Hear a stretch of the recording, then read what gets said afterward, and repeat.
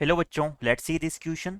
The normal at one extremity of latus rectum in first quadrant of the ellipse x square by a square plus y square by b square equal to 1, where a is greater than b and b is greater than 0, meets the rectangular hyperbola xy equal to 9 at points p and q. Then option A, if p is 6 comma 3 by 2, then q is minus 3 root 2 by 2 comma minus 3 root 2.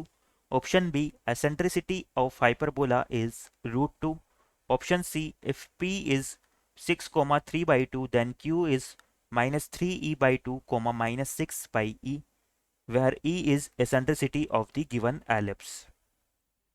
Option D, if O is origin, then product of slopes of OP and OQ is positive.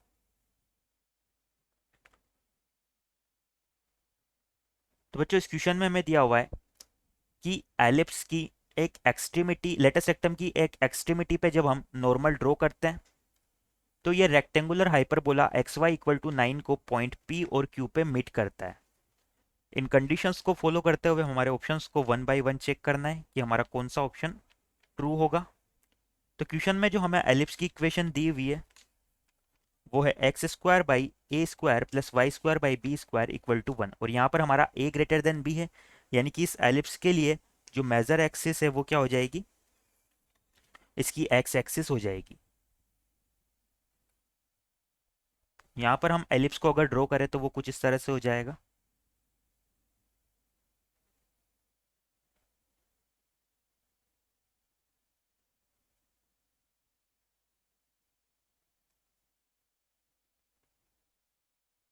इस ellipse की latus rectum जो कि first quadrant में है उसकी x extremity, यानी कि ये हमारा इस एलिप्स के लिए क्या हो जाएगा, एक लेटस रेक्टम हो जाएगा. और इसका जो फर्स्ट क्वाड्रेंट में हमारा पॉइंट आ रहा है इसके कोऑर्डिनेट्स क्या हो जाएंगे. सपोज ये मेरा पॉइंट पी है तो इसके कोऑर्डिनेट मेरे हो जाएंगे A E comma B square by A.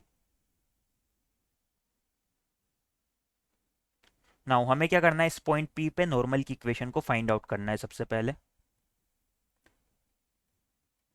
Equation of normal at point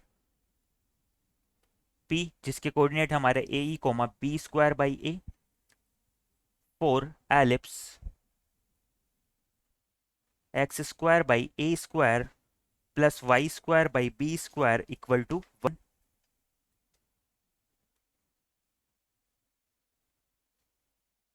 तो बच्चों, किसी भी एलिप्स के लिए जो इसके नॉर्मल की इक्वेशन होती है वो हमारी कुछ इस तरह से होती है, A square X upon X one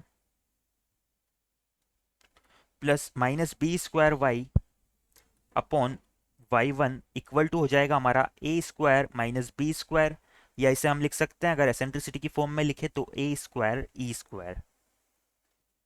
तो यहाँ से हमारा एक्स वन वाई वन तो क्या होगा, ये पॉइंट पी के रिगार्डिंग हो जाएगा एक्स वन ए ई और वाई वन हो जाएगा बी स्क्वायर बाई ए. तो यहाँ पर पुट कर देते हैं तो हमारे नॉर्मल की इक्वेशन हमें मिल जाएगी. ये हो जाएगी a square x by x one की जगह आ जाएगा a e minus B square y, y one की जगह आ जाएगा b square by a equal to हो जाएगा ए स्क्वायर ई स्क्वायर. यहाँ बी स्क्वायर से बी स्क्वायर को कैंसिल कर सकते हैं और ए से ए को एक टाइम कैंसिल कर सकते हैं. तो हमारे नॉर्मल की इक्वेशन आ जाएगी a x by e minus a y equal to a square e square. या मैं पूरी इक्वेशन को ई से अगर मल्टीप्लाई करूं तो ये हो जाएगा a x minus a e y equal to a square e cube. यहाँ से हम ए को कॉमन ले लेते हैं तो ये हो जाएगा a into x minus e y equal to a square e cube.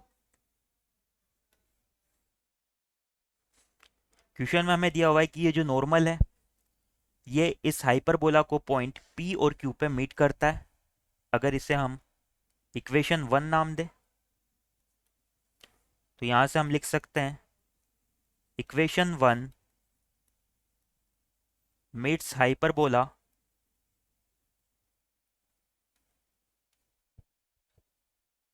Hyperbola की इक्वेशन दी हुई है एक्स वाई इक्वल टू 9।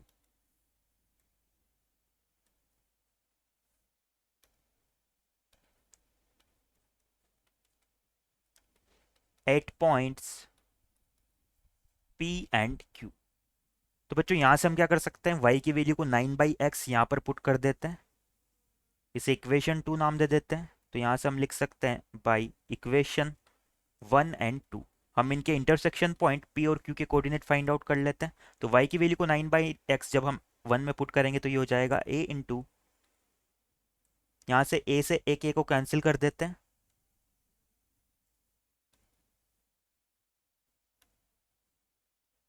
तो ये हमारा हो जाएगा x माइनस ई, वाई की जगह आ जाएगा 9/x, और RHS में हमारा हो जाएगा ए ई क्यूब। नाउ इस पूरी इक्वेशन को x से मल्टीप्लाई करते हैं तो ये हो जाएगा x square minus x times a e cube minus 9e equal to 0। ये हमारी x में एक क्वाड्रेटिक इक्वेशन आ चुकी है जिसके रिगार्डिंग हमारे पास पॉइंट p और q के x कोऑर्डिनेट मिल जाएंगे। नाउ क्वेश्चन में हमें बोला गया है कि जो हमारा पॉइंट p अगर 6,3/2 हो तो ये हमारा कौन सा ऑप्शन करेक्ट होगा। तो यहाँ पर हम क्या करते हैं, ऑप्शन 1 को चेक करते हैं। इफ p इज 6,3/2, अगर p हमारा 6,3/2 रहा तो इसके रिगार्डिंग हमें दो रूट्स मिलेंगे x1 एंड x2। तो हमारा x1 तो किसके इक्वल हो जाएगा, 6 के, एंड जो x1 x2 का मल्टीप्लीकेशन है वो यहाँ से इक्वल आ रहा है माइनस ऑफ 9e के। क्वाड्रेटिक इक्वेशन के लिए मल्टीप्लीकेशन ऑफ रूट्स क्या होता है, c/a, तो ये हो जाएगा -9e के इक्वल। तो यहाँ से हम x2 की वैल्यू को भी फाइंड आउट कर सकते हैं। x2 हमारा इक्वल आ जाएगा -9e/6 which is equal to -3e/2। अब बच्चों x2 अगर हमारा -3e आ रहा है, -3e/2, तो यहाँ से हमारा y2 किसके इक्वल हो जाएगा, क्योंकि x2 y2 तो हमारा क्या कर रहा है, x2 y2 हमारा इस हाइपरबोला की इक्वेशन को भी सेटिस्फाई कर रहा है। तो हमारा y2 इक्वल आ जाएगा 9/x2 के। तो यहाँ से हम लिख सकते हैं 9/x2 यानी कि -3e/2, ये हमारा इक्वल हो जाएगा माइनस ऑफ 6/e।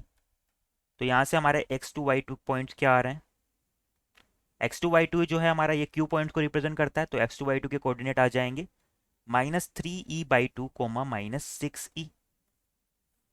नाउ हमारे ऑप्शंस देखते हैं एक बार। तो इस क्वेश्चन के रिगार्डिंग हमारा ऑप्शन सी करेक्ट हो जाएगा, क्योंकि ई की वैल्यू तो हम फाइंड आउट नहीं कर सकते, ए और बी हमारे अननोन है, तो ऑप्शन सी एक तो करेक्ट हो जाएगा।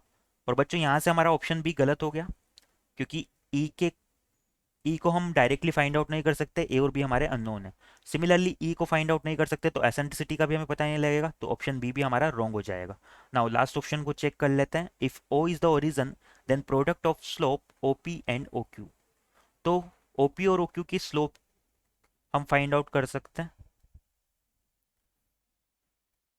If O is origin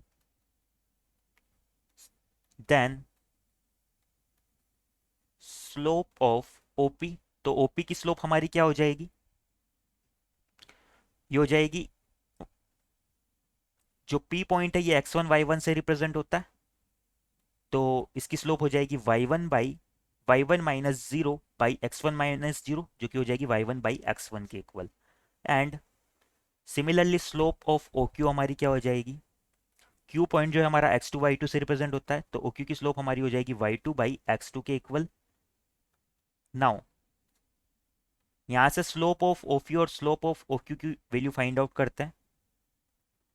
slope of O P into slope of O Q, ये हमारा किसके इक्वल आ जाएगा, y1/x1 इंटू y2/x2, जो कि इक्वल हो जाएगा y1 y2/x1 x2। अब बच्चों इस क्वाड्रेटिक इक्वेशन से हमने x1 x2 की वैल्यू क्या फाइंड आउट की थी, -9e। तो यहाँ से x1 x2 की वैल्यू को तो -9e पुट कर देते हैं, इनटू y1 y2 की वैल्यू हमारी क्या हो जाएगी, y1 को हम लिख सकते हैं 9/x1 और y2 को भी लिख सकते हैं 9/x2। तो ये हमारा हो जाएगा 9/x1 इंटू 9/x2। और फिर से हम x1 x2 की वैल्यू को क्या पुट कर सकते हैं, या फिर यहाँ से हम x1 x2 की वैल्यू को यहीं यहाँ पर नहीं पुट करते हैं, यहाँ पर डायरेक्टली x1 x2 का ही यूज करते हैं। तो यहाँ से भी हमारा क्या था x1 x2 और यहाँ से भी x1 x2 आ गया। तो ये बन रहा है न्यूमरेटर में तो 81 और डिनोमिनेटर में x1 x2 का होल स्क्वायर, जो कि क्या है एक पॉजिटिव नंबर है, यानी कि ये ग्रेटर देन जीरो है। यानी कि इन दोनों स्लोप का जो मल्टीप्लीकेशन है वो हमारा क्या आ रहा है, पॉजिटिव आ रहा है। अगर पॉजिटिव आ रहा है तो हमारा ऑप्शन डी भी करेक्ट हो जाएगा। If O is the origin then product of slope of O P and O Q is positive. यानी कि इस क्वेश्चन के रिगार्डिंग हमारे ऑप्शन सी और डी ये दोनों आंसर हो जाएंगे। तो यहाँ से हम लिख सकते हैं our final answer are options C and D. I hope you understand it well. Best of luck.